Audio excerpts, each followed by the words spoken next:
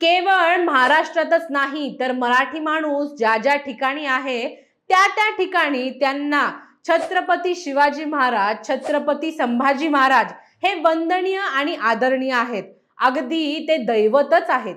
पण कोणीतरी येतो आणि भावनेच्या भरात एखादं वक्तव्य करून जातो आणि त्यामुळे विनाकारण समाजात दुहीची आणि द्वेषाची निर्मिती केली जाते. महापुरुषांची विटंबना असो किंवा महापुरुषांबाबत केलेली आक्षेपार्ह विधाने असो, यामुळे महाराष्ट्रातच नव्हे तर देशात अनेक ठिकाणी गंभीर स्वरूपाच्या दंगली सुद्धा घडल्या आहेत आणि सामाजिक वातावरण बिघडून गेलं आहे. याचा विचार करता महापुरुषांबाबत आक्षेपार्ह विधाने करणाऱ्यांना योग्य शिक्षा देण्याबाबत आता सरकारने गांभीर्याने पावलं उचलायला पाहिजेत. अर्थात केवळ थेटपणे बोलणारे हे वाचाळवीरच नाही तर या निमित्ताने सोशल मीडियावर सुद्धा जे एक सामाजिक युद्ध सुरू होतंय ते सुद्धा अत्यंत गंभीर स्वरूपाचं असतं.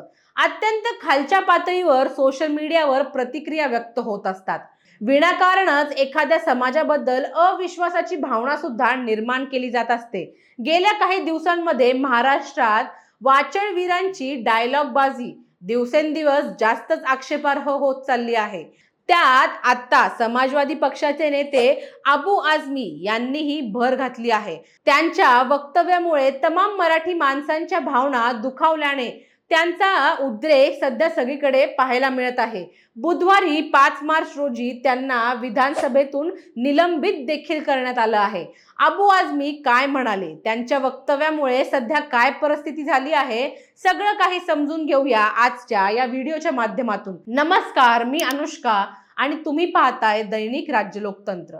सोमवारी म्हणजेच 3 मार्च रोजी समाजवादी पार्टीचे आमदार अबू आझमी यांनी मुघल बादशाह औरंगजेब हा सर्वोत्कृष्ट प्रशासक होता आणि त्याच्या कारकिर्दीमध्ये सर्व काही आलबेल होतं अशा प्रकारचं विधान करून खळबळ माजवून दिली आहे.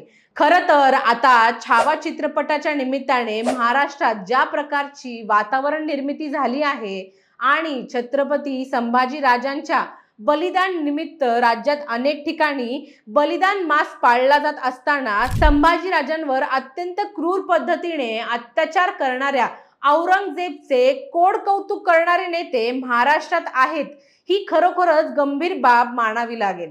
यापूर्वी सुद्धा छत्रपती संभाजीनगरमध्ये MIMचे नेते ओवेसी यांच्या सभेमध्ये औरंगजेबाचे अशाच प्रकारे गुणगान करण्यात आलं होतं.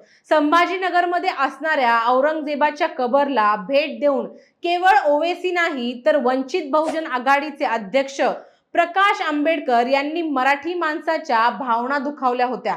प्रकाश आंबेडकर हे भारताचा अभिमान असणारे डॉक्टर बाबासाहेब आंबेडकर यांचे नातू असल्याने त्यांना महाराष्ट्रातील जनतेने जास्त धारेवर धरलं नाही. पण आजही त्यांनी औरंगजेबाच्या कबरेवर वाहिलेली फुलं ही अनेकांच्या नजरेत घट्ट झालेली आहेत. ज्या महापुरुषांबद्दल आपल्या सर्वांच्या मनात आदराची भावना आहे त्या महापुरुषांना गंभीर दुखापत करणारे औरंगजेब सारखे मुघल बादशाह आदर्श कसे असू शकतील याचा विचार अबू आझमी यांच्या मनात आला कसा याचं आश्चर्य सर्वांनाच वाटलं.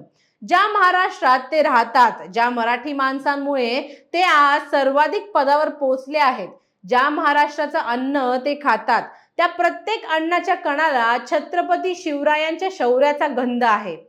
त्या प्रत्येक अन्नाच्या कणाला छत्रपती संभाजीराजांच्या बलिदानाचा गंध आहे आणि तो कायमच राहील. या गोष्टी अबू आझमी यांनी लक्षात घ्यायला पाहिजे. दुसरीकडे विनाकारणच बोलण्याच्या भरात महापुरुषांवर अपमान करणारे वाचळवीरही महाराष्ट्रात आहेत. राहुल सोलापूरकर किंवा प्रशांत कोरटकर यांनी गेल्या काही दिवसांमध्ये जी विधाने केली त्या विधानांची कोणत्याही प्रकारची गरज नसताना लोकांमध्ये द्वेष निर्माण करण्याचं काम ही मंडळी करत आहेत. पण बोलण्याच्या भरामध्ये महापुरुषांचा अपमान करत आहेत याचं भानही त्यांना राहिलं पाहिजे.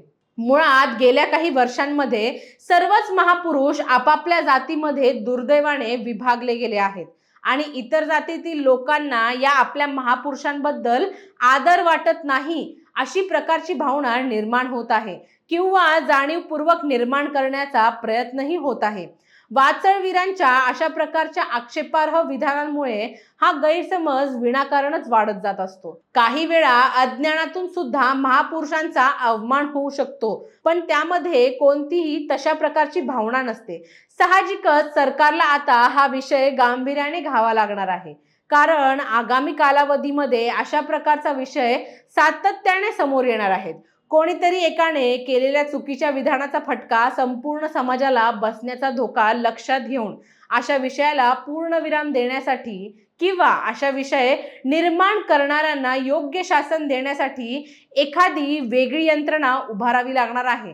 जेव्हा असा एखादा विषय समोर येतो तेव्हा विविध राजकीय पक्ष सुद्धा या विषयांचे गांभीर्य लक्षात न घेता क्रिया प्रतिक्रियांचा खेळ खेळत बसतात आणि त्यातून तो विषय अधिकच पेट घेतो। साहजिकच अशा प्रकारच्या विषयांमध्ये कोणत्याही प्रकारचं राजकारण न आणता हे विधान कोणी केलं आहे, त्याचा राजकीय पक्ष किंवा पार्श्वभूमी न पाहता त्याच्यावर कडक कारवाई करण्याशिवाय आता पर्याय राहिलेला नाही। केवळ प्रत्यक्षपणे विधाने करून सामाजिक वातावरण बिघडवणारे वाचळवीर नव्हे, तर विनाकारण सोशल मीडियाच्या व्यासपीठावर आक्षेपार्ह मजकूर टाकून सामाजिक वातावरण बिघडवण्याच्या प्रक्रियेमध्ये भर घालणाऱ्या लोकांवरही कारवाई करण्याची गरज आहे। महाराष्ट्राच्या राजकारणात आणि समाजकारणात आज कोणत्याही घटनेला जातीय संदर्भ देण्याची चुकीची सवय लोकांना लागली असल्याने मूळ विषयाचे गांभीर्य सुद्धा मागे पडते आणि जातीय संदर्भ शोधले जातात। म्हणून आगामी कालावधीमध्ये सामाजिक वातावरण बिघडवणारे वाचाळवीर निर्माण होऊ नयेत म्हणून गेल्या काही कालावधीमध्ये ज्यांनी अशा प्रकारची चुकीची विधाने केली आहेत त्या सर्वांवरच कारवाई करण्याची प्रक्रिया सुरू करून सरकारने आपले धोरण स्पष्ट करायला हवे। अशा प्रकारच्या आक्षेपार्ह विधानांमुळे त्या महापुरुषांचा अवमान होतोच, शिवाय विनाकारण सामाजिक वातावरण बिघडते आणि अविश्वासाची भावना निर्माण होते। हे जास्त गंभीर आहे, हे आपल्याला लक्षात घ्यायला हवं। अबू आझमींच्या वक्तव्यामुळे संपूर्ण महाराष्ट्र सध्या पेटून उठलेला आहे। विधान भवनात देखील या गोष्टींनी वाद निर्माण झाला आहे। महाराष्ट्राचे उपमुख्यमंत्री एकनाथ शिंदे यांनी देखील अबू आझमी यांना विधानसभेत बसण्याचा अधिकार नाही असा निषेध जाहीर केला आहे। महायुती सरकारकडून अबू आझमी यांच्या विरुद्ध विधान भवनाला बाहेर आंदोलन देखील करण्यात आलं।